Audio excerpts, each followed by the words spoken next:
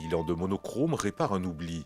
Elle rend visible et perceptible pour la première fois l'extraordinaire pertinence de deux collections.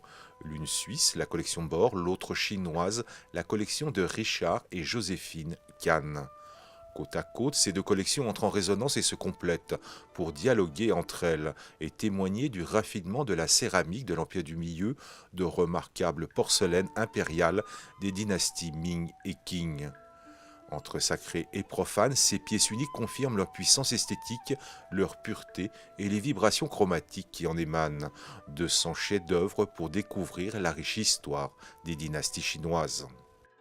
Il faut savoir par exemple que chaque couverte, chaque revêtement, par sa couleur monochrome, en fait, glorifie, exalte la couleur du thé. Donc il y avait, et ça, voilà, c'est intéressant d'y penser, quand on voit ces surfaces, de penser que ces surfaces pouvaient accueillir le thé et le mettre en valeur.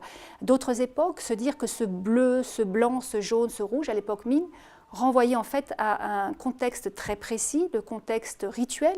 On compare par exemple tel revêtement vert, le céladon, par exemple au pin, hein, d'autres types de couvertes à la glace, à la neige. Enfin, si vous voulez, il y a des correspondances avec la nature, avec cet univers lettré confucéen. Et donc effectivement, ces céramiques s'inscrivent tout à fait dans le contexte qui les a vus naître. Et cela depuis cet âge d'or, donc de l'époque des Tang, Song, jusqu'à ce qui fait un petit peu le point d'orgue de notre exposition, l'époque des Qing, donc cette grande dynastie mandchoue. De salle en salle, le visiteur suit l'évolution des techniques employées dans les arts du feu. Entre sobriété et modestie, ces céramiques témoignent également de la passion de deux grands collectionneurs.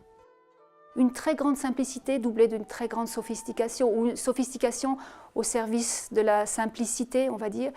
Mais on sent bien que derrière cette simplicité, cette pureté, évidemment, il y a une sophistication extrême, une sophistication technique, esthétique, hein, et rituelle également.